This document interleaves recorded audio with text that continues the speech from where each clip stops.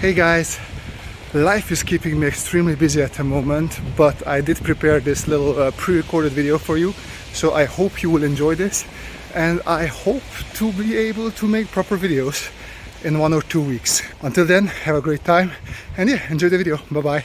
I hope no one got sick after the extreme shaky cam. Sorry folks, but I keep on forgetting how shaky my hand is when I do these phone selfie intros. Anyway, let's dive into this video and let's talk about hovercrafts or hover cars or hover vehicles, whatever you want to call them.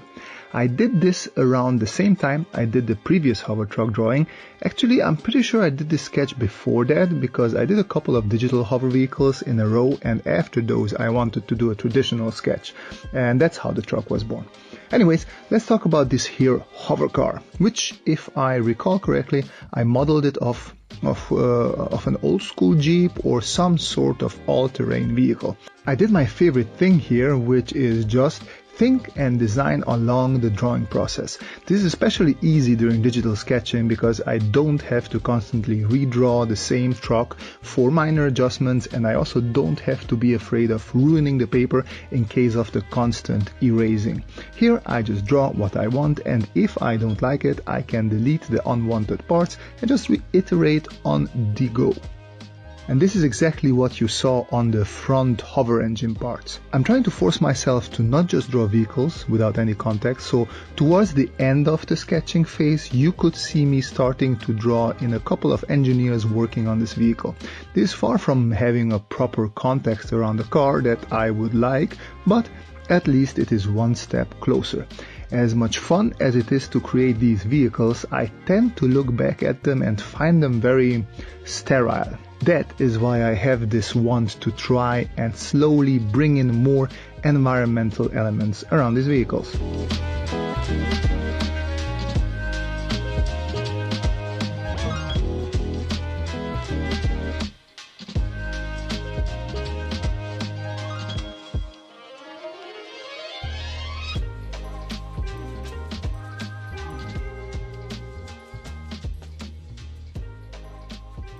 At this point, it would be nice to bring your attention to some of the mistakes that I make, because we all make them and we have to be able to recognize them and fix them. The first mistake was being zoomed in on the front fender, hover part, whatever, when creating the headlight and not placing it in the correct perspective. I noticed this as soon as I zoomed out, and this is something that I know and I keep on saying during our live streams as well, that I zoom in too much and I shouldn't, but it still happens. And at least as soon as I zoom out, I noticed it and I fixed it. And the second mistake was right after the headlights, still being super zoomed in, I drew some exhaust grate sort of things, and of course again the perspective was not good, so I had to skew the grate so it fits the perspective better. I copied and reused this grate on the other side as well, and while I adjusted it a bit there as well, looking back on it, it is still very bothersome to me. It might have bothered me there as well, but apparently I have a certain limit of where I run out of F's to give, and I have reached that limit at that point. With these types of mistakes, I don't think zooming in is the big problem, although it would be great if zooming in could be avoided. If you set up your initial sketch properly in perspective, then these mistakes shouldn't happen, even if you zoom in.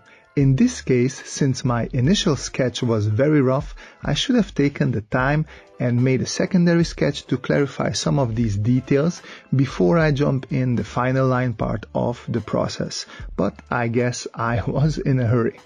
I hope one day I will have enough experience and knowledge to come closer to John G. Kim, where he sees everything in correct perspective in his head, and he needs no sketch layer at all. But for now, I should invest a bit more time, and you as well if you are not John G's level just yet.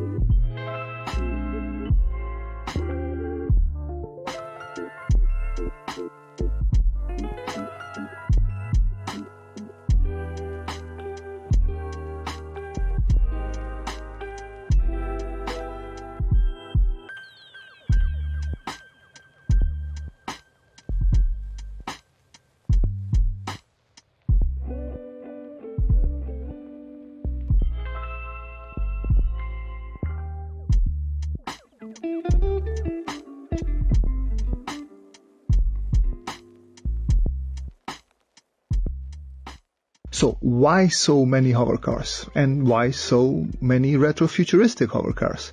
I don't know.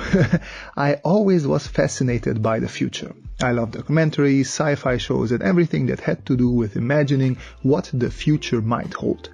What sort of new technologies, ideas, building, awesome stuff will there be in the future, making our lives more interesting and convenient? Retrofuturism is especially interesting for me because it tricks my mind into thinking that the future already happened and I'm somewhere in a further along future. After all, these vehicles and futuristic products have an old-fashioned design language to them. So clearly this is a Star Wars type of a long time ago in a galaxy far away type of situation. So the future that we are seeing, or in this case we are creating, already happened, so I lived the future already. That thought really makes my brain tickle in a very happy way. If our past was this future that I just drew, how much more amazing the actual future is going to be.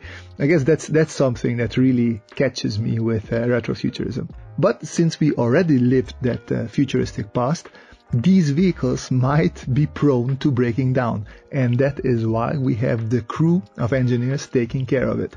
And this is a perfect opportunity to showcase the little people I like to draw in action.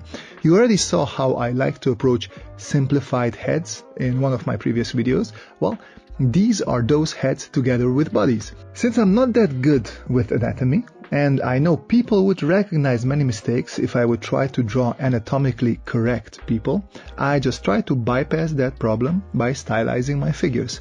As you can see, I put some detail into their clothing and equipment, but the faces, heads, ethnicity stays ambiguous.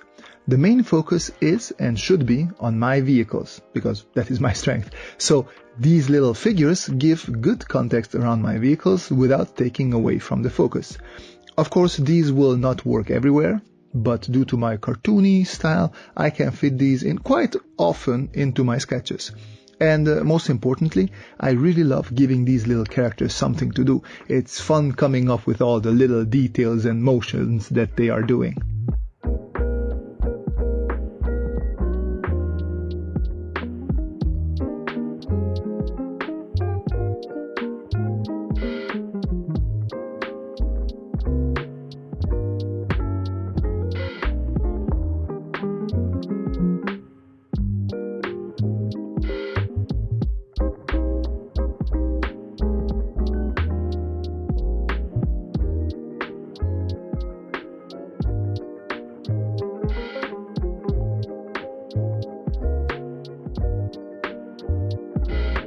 And here, finally, you also see me do what I preach a bit. I did create a secondary sketch layer where I worked out exactly how my figures should lean over the bonnet of the vehicle and how this should be opened. Same thing for a figure sitting in the vehicle as well. How is his leg hanging and how is he slightly bending over? The other two poses I feel I drew a lot and are fairly simple. So I had a much better image in my head about these and how to draw them, so there I did not need a secondary layer. It's all about experience in the end. The more you draw a pose or similar poses, the easier it will be to draw the same pose without reference or without having to do a pre-sketch layer, and that will really speed up your process as well. Anyways, that is it for this video. I hope you enjoyed it and that you took something away from it. As always, I love reading your comments, so please leave any of your questions and remarks in the comment section below. And if you really enjoyed this video, consider liking it or subscribing if you haven't yet. You can also support me by following the links in the description down below. But as always, the most important part is that you folks have a great time and see you in the next video. Bye bye!